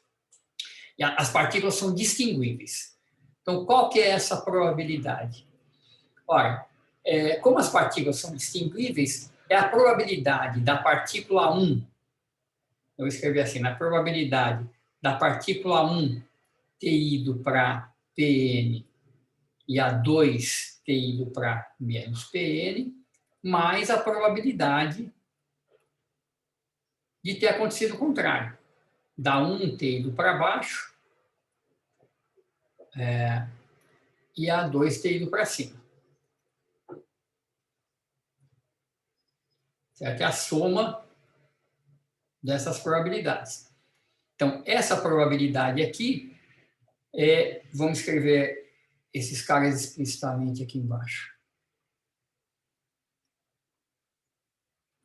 Então, eu começo então, com a partícula 1 em Pz, a 2 com menos Pz, propago no tempo, e eu quero, então, a amplitude da 1 ter ido para Pn, a 2 ter ido para menos Pn. Então, isso aqui é a primeira probabilidade, mais a probabilidade de ter acontecido o contrário. Então, eu começo de novo nesse mesmo estado. Então, a partícula, eu sei que a partícula 1 vem da esquerda, a partícula 2 vem da direita. Está ruim de desenhar aqui, só um segundo. Então, a partícula 2 vem daqui, propago, e agora eu pergunto a probabilidade da 1 ter menos Pn e da 2 ter Pn. Então, isso aqui, de acordo com a notação que ele deu, isso aqui é o f de n, o primeiro termo, e o segundo termo é a mesma coisa se eu trocar n por menos n. Certo? Então, tem duas contribuições, partículas distinguíveis, eu somo as probabilidades dos dois eventos acontecerem. O que acontece se a gente trocar θ por π menos θ? Então, vamos ver o que acontece aqui. Então, essas contribuições, essa primeira contribuição é essa daqui, né? A primeira partícula vai para cima e a segunda partícula vem para baixo. A outra contribuição é essa daqui, né? Essa vem para baixo e essa vira e vai para cima. Então, a gente está somando esses dois efeitos aqui. Então, se você trocar θ por menos θ, o que acontece, né? Então, essa aqui é a direção z, certo? Então, esse aqui é o ângulo θ de espalhamento. Então, se eu trocar θ por menos θ, esse cara que está aqui, vamos ver aqui, então, θ por π menos θ. Então, se esse ângulo é θ, π menos θ é o ângulo complementar, certo? Então, se eu fizer essa troca, a partícula 1, vamos ver, esse detetor que está aqui, ele vai ser colocado aqui para trás, certo? Então, esse detetor que está em θ, ele vai ser colocado aqui. Deixa eu ver se consigo desenhar. Isso é difícil de desenhar.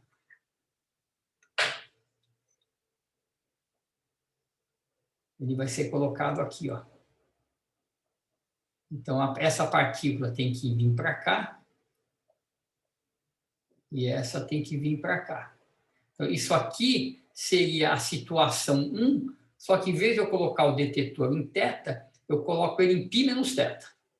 Tá? Então, essa aqui seria a primeira contribuição e a segunda contribuição seria essa daqui, né? Esse cara vem para cá e esse cara vem para cá. Então, em vez de eu ter essa primeira contribuição e essa, eu tenho essa como primeira contribuição e essa como segunda. No entanto, você vê o seguinte, como o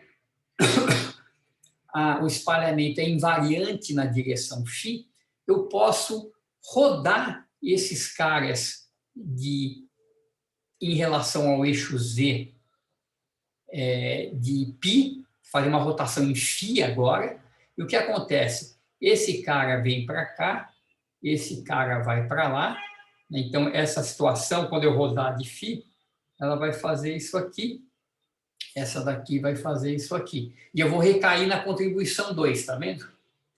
Enquanto que se eu rodar essa daqui de φ, esse cara vem para cá, esse cara vem para cá, e eu recaio na contribuição 1. Então, essa contribuição que eu escrevi em azul, ela é igual à contribuição 2. Isso aqui é a mesma coisa que o f de menos n, porque ela é igual a menos uma rotação de π em relação a φ, e essa daqui é igual à contribuição 1, porque elas são idênticas a menos uma rotação em φ. Então, o detetor em θ e o detetor em π menos θ vão medir exatamente a mesma coisa. Tá? Você vai ter essa simetria no problema. Tudo bem?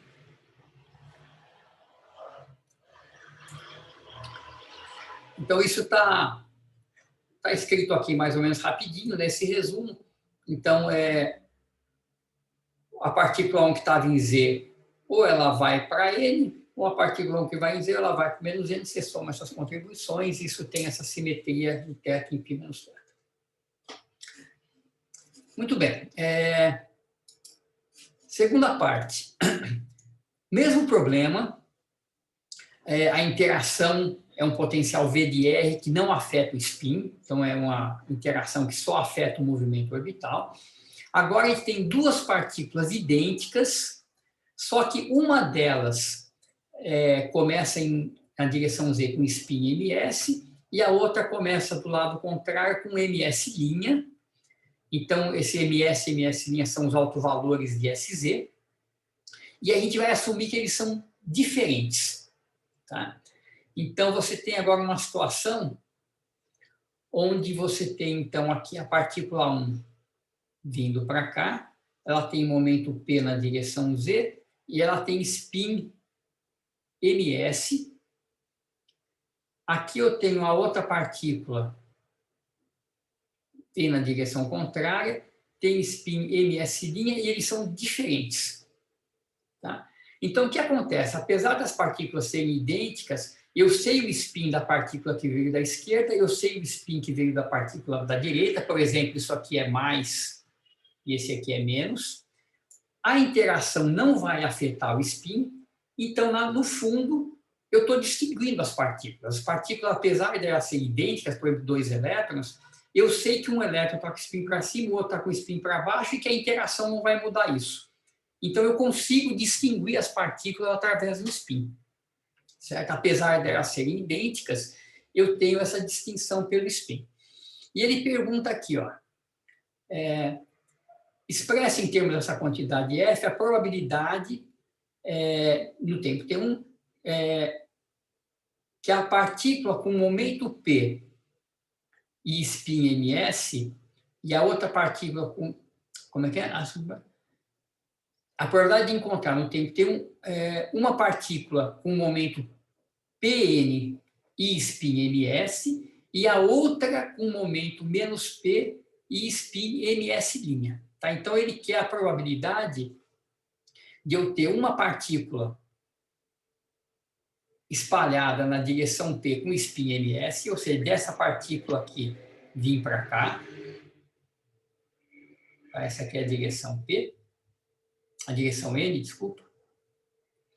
E a outra partícula com spin ms' vir para cá. Tá?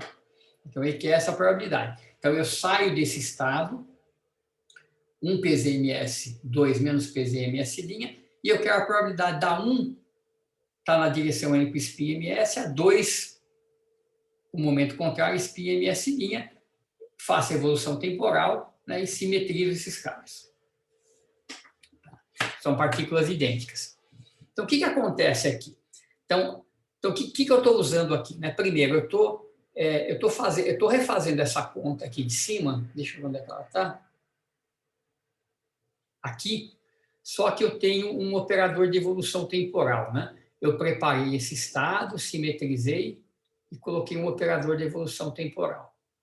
Ó, o operador de evolução temporal ele é simétrico. Né? Todos os operadores têm que ser simétricos. Então, eu posso puxar ele para fora, posso puxar ele para cá e faço essa mesma álgebra aqui. Né? Então, isso aqui simplifica, só que eu vou ter um operador de evolução temporal aqui no meio para propagar esse estado.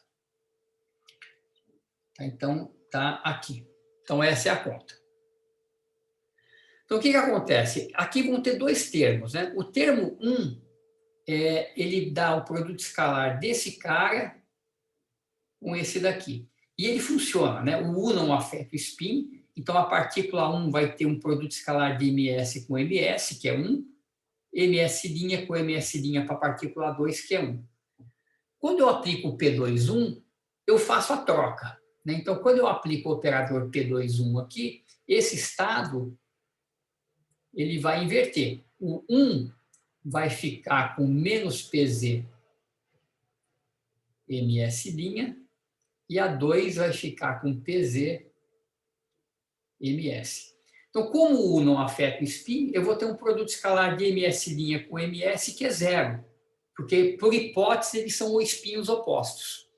Então, o termo de troca aqui, ele acaba cancelando e a gente só tem essa probabilidade direta, tá? Porque eu quero que a partícula de spin positivo venha para cá e que a de spin negativo venha para cá. Tá? Então, só tem uma maneira disso acontecer. Né? Não tem duas maneiras disso acontecer. Em seguida, ele pergunta o seguinte: e se os spins não forem medidos? Né? Então, em vez de eu especificar que a partícula que vem para cá é a que tem spin mais e a que vem para cá tem a spin menos, eu falo, olha, qual que é a probabilidade de eu encontrar uma partícula com momento Pn e a outra com menos Pn, independente de qual é o spin. Aí sim, eu vou estar incluindo dois processos. Tá? Então, nesse caso, eu vou estar incluindo esse processo, a partícula 1, né, vamos dizer, com spin mais, veio para cá, e a partícula 2 com spin menos veio para cá, mais a probabilidade da partícula com spin mais ir para baixo e de spin menos ir para cima. Mas elas continuam sendo distinguíveis. Tá? Eu sei o spin de cada partícula, eu sei quem é quem, o potencial não altera o spin, então eu continuo somando as probabilidades, como no caso inicial que a gente fez de partículas distinguíveis. Tá? O spin permite essa distinção. Tá? E, finalmente, tem um outro caso, que é o caso de que os spins são iguais. Tá? Então, vamos pensar agora que eu tenho o mesmo spin. Então, agora sim as partículas são idênticas, eu não tenho como distinguir. Tá? Então, eu tenho uma partícula que vem da direita com um certo spin, por exemplo, spin mais. A que vem da esquerda também tem spin mais. E eu não sei mais quem é quem, elas são verdadeiramente indistinguíveis, eu não consigo saber quem é quem.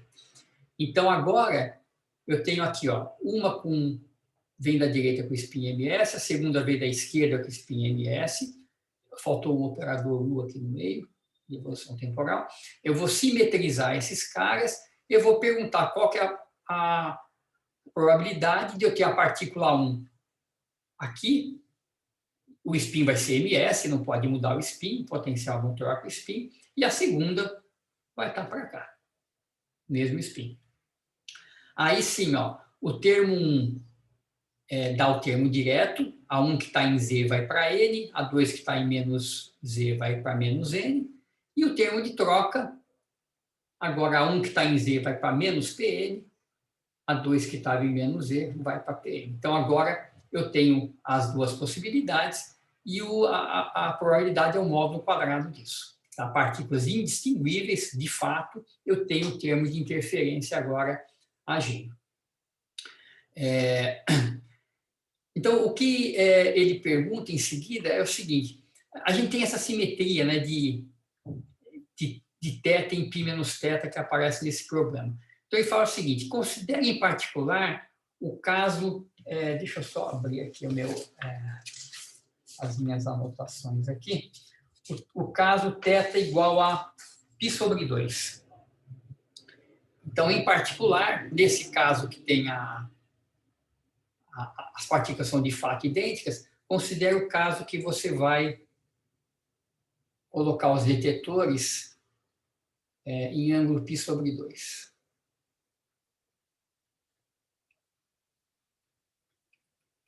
Certo? Então, agora eu tenho essa contribuição aqui, ou essa aqui, e eu tenho essa aqui, ou essa aqui. Então, notem que aqui dentro, eu acho que eu não acabei de escrever, essa probabilidade ela é igual a esse termo, faltou U, né? Em todo lugar faltou o operador de evolução aqui no meio. Isso aqui é o que ele chamou de F de N, aquele primeiro termo ali do enunciado. E esse daqui é o F de menos N, a gente tem que tomar o módulo quadrado dos dois caras. Tá? Isso. E, novamente, essas coisas são invariantes se eu trocar θ por π menos θ. Né? Se eu colocar o detetor para π menos θ, esse cara entorta para cá, esse entorta para cá, fica igual ao segundo termo. Bom, na verdade, vamos fazer essa negócio da simetria, porque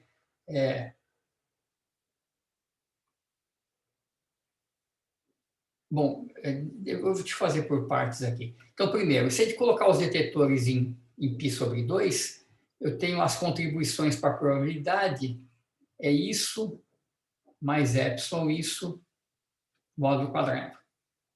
Certo?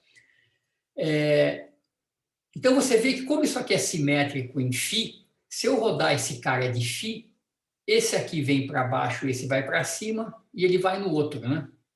Essas contribuições aqui ficam iguais pela simetria. Então, essa probabilidade eu posso escrever como F calculado no ângulo π sobre 2 vezes o módulo quadrado de 1 mais epsilon. Eu vou fazer isso aqui um pouquinho mais detalhes e terminar.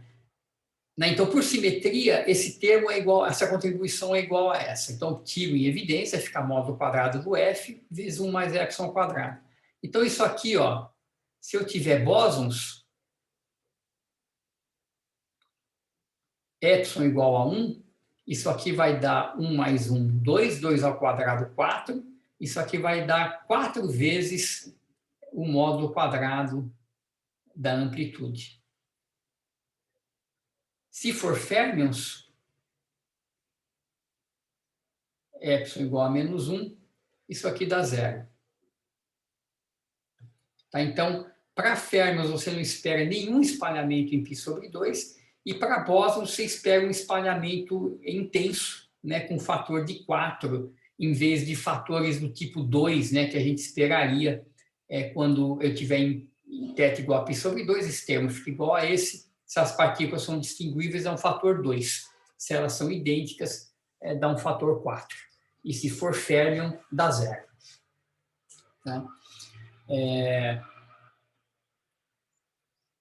Deixa eu só já está ficando tarde, eu já vou terminar. Só para fazer mais um slide aqui antes de acabar. Né? Aqui, nesse caso que a gente está tratando das partículas idênticas, Você vê, aí tem essas duas contribuições tipicamente, né? Esse cara vem para cá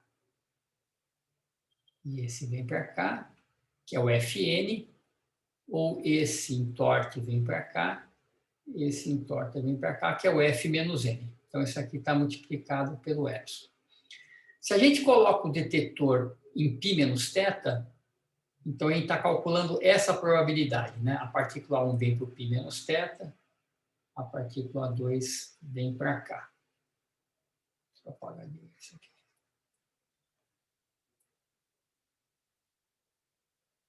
Então, esse é um caso, e o outro é o detetor, como é que é? Essa daqui agora vem para baixo. Essa aqui vem para baixo e essa daqui vem para cima. Tá? Então, trocando o detetor de θ para π menos θ. Então, quando a gente roda de π, esse cara aqui fica igual, então isso aqui é F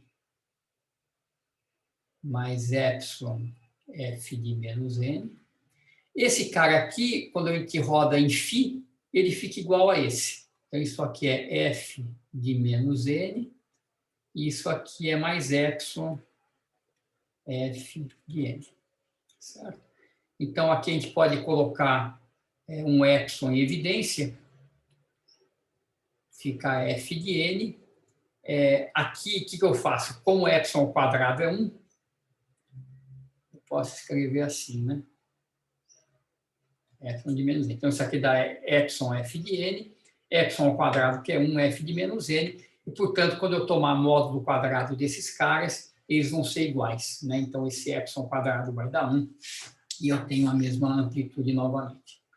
É só quando você está em π sobre 2, que aí, além disso, como eles vão para cima e para baixo, F de N é igual a F de menos N, tá? Nesse caso, a gente pode colocar ele em evidência e dar esse efeito, então, de aumentar a probabilidade para bósons e matar a probabilidade no caso de férmions. Certo?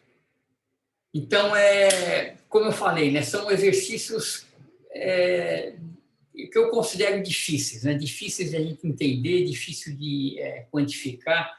Espero que tenha dado uma ideia aí para vocês de como funciona. Eu ia também tentar fazer alguma coisa do problema 6, pelo menos essa primeira parte aqui do problema 6, mas acabou ficando tarde. Tentem fazer, é um problema interessante também, não é difícil também de mostrar que uma partícula com duas partículas idênticas, você definindo a coordenada relativa e do centro de massa, você vê a coordenada do centro de massa é simétrica, a coordenada relativa é antissimétrica, quando você troca partículas 1 por 2. Então, tentem dar uma lida aqui também para ver como é que é esse problema. É isso, chega, né, gente? Acho que já está bom. Perguntas aqui, tá? Ficou mais ou menos claro essa história toda aqui, né? Qual que é o resumo aqui da ópera, né? Se você tem partículas distinguíveis, você soma as probabilidades. Você não tem que pensar em postulado, a probabilidade de uma coisa acontecer mais a probabilidade de outra coisa acontecer. Isso pode ser porque as partículas de fato são diferentes, ou você pode ter partículas idênticas, mas que você distingue pelo estado de spin, por exemplo. Então, o spin de uma é fixo para cima, a outra é fixo para baixo, a interação não envolve spin, então você sabe a todo momento quem que é uma partícula, quem que é outra, então elas são distinguíveis nesse problema pelo spin. E você tem também a soma de probabilidades de acontecer uma coisa ou outra. Quando elas de fato são indistinguíveis, mesmo spin, você vai ter interferência, tem termos de interferência. Então, nesse caso, as coisas mudam e aí fica evidente quando você calcula em θ igual a π sobre 2, que essas duas contribuições ficam iguais e você tem esse efeito, então, de zerar para férmions e amplificar para bósons. Certo? Alguma pergunta a mais?